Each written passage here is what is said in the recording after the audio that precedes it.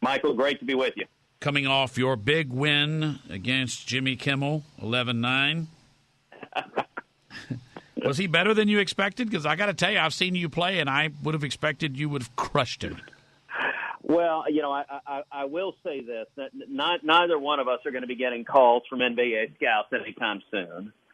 It was the two of us both fouled the living daylights out of each other. I think there were probably 1,000 fouls in the course of that one-on-one game, and both of us left the game covered in bruises. But I was very glad. He had spent an entire week talking smack and guaranteeing to his fans that there was no way he was going to lose. So I was very, very glad that when he got on a plane and flew back to Hollywood, that he was flying back with the loss. I love it. Justice Kennedy letting the president know this morning that he will be retiring. Your immediate response? Well, this is truly an historic day. It is a potential for an enormous positive impact on the country. There is nothing that has been accomplished under President Trump and the Republican Senate that has been more important than nominating and confirming strong constitutionalists to the courts, especially the Supreme Court. The Neil Gorsuch pick last year was incredibly important, has proven to be a tremendous pick, but that was to replace Justice Antonin Scalia. It was at best a defensive pick, and that it's impossible to get better than Scalia, one of the greatest justices to ever serve on the court. Justice Kennedy's retirement presents the opportunity to shift the court very significantly. Justice Kennedy served 31 years on the Supreme Court. He has been the deciding vote in virtually every 5-4 opinion, every close opinion for 3 decades. And for the president to be able to appoint a strong, principled constitutionalist who will defend the Bill of Rights, defend our fundamental liberties, could prove the single most important legacy that the president has and that the Republican Senate has. So I look forward to the president making that nomination and the Senate confirming a strong constitutionalist very quickly. There is a list that's floating around of 25 names that the president is believed to be choosing from. Do you believe that list contains the name of the next nominee? Well, I think the president indicated this morning that he would pick from the list, and I think there are some strong names on the list. Personally, I believe the single best choice that the president could make would be to nominate Senator Mike Lee to the U.S. Supreme Court. I think Mike would make a phenomenal justice. He would be a justice that we could trust to always be faithful to the Constitution and the Bill of Rights. I think there are other possibilities that could be considered, including some names that are not on the list.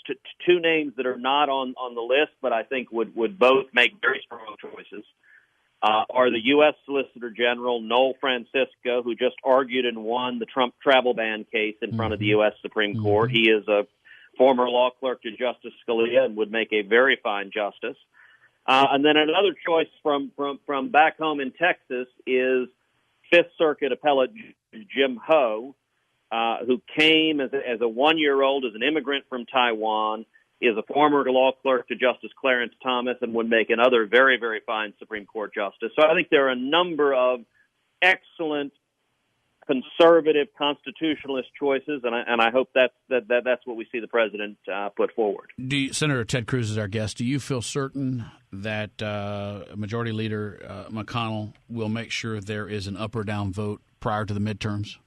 I do. I think it will be a top priority for the Senate Republican majority, and I think we are likely.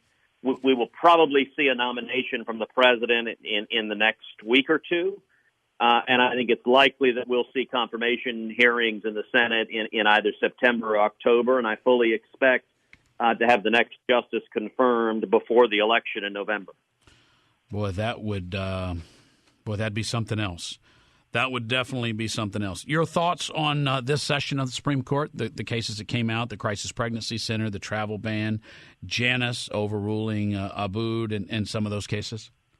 This was a very, very strong term at the U.S. Supreme Court. Interestingly enough, Justice Kennedy sided with conservatives in all the big cases this term. That has not always been the case. Mm-hmm. There have been previous terms where he has sided with the liberals and produced some heartbreaking outcomes. But this year was a really strong term. You take the Janus case that came out today that said that it defends workers' rights and says that public employee unions cannot force non-union members to pay mandatory dues. Can't take money from your paycheck for the unions to use and spend as they see fit. That is a massive victory for workers' rights, and it will make a real difference because there are tens of millions of dollars that unions forcibly extract from workers who are not members of the unions, and they're having their money taken involuntarily.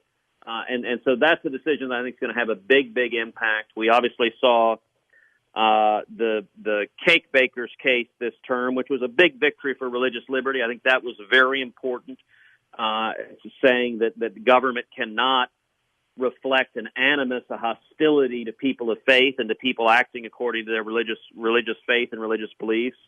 I think all in all, this was a very strong term for the Supreme Court. All right, 2 quick questions, 1 minute. They told me you had just 1 second. So do you expect there's an appetite to overturn Obamacare before the November elections? I hope so. I certainly have that appetite. I think we have the same challenge we had last year when we fell 1 vote short, that it's not clear we can muster 50 Republicans with the current Senate. But I hope if we can't repeal the entire thing this year, that we should repeal as much of it as humanly possible. And I'm pressing the conference to do exactly that, and then finish the job next year with a bigger majority. I wanted to say a big thank you to you. Today is National PTSD Awareness Day, for your comments about Camp Hope and about PTSD. I was out there with those guys today, and they said thank you. And finally, our research director, Sandy Peterson, wants to know, what are you reading right now? What am I reading right now? I'm reading a book by former Supreme Court Justice Robert Jackson. It's a biography of FDR that is called That Man. And Jackson was one of the greatest Supreme Court justices to ever serve, and he knew FDR very well. And, that man was the pejorative that people used to refer to FDR, and I disagree, obviously, with a lot of things FDR did. But it's a fascinating book. So each chapter is a different aspect of FDR. So one chapter is That Man as Economist, That Man as Statesman. And it's a very interesting manuscript. Thank you, Senator. Take care.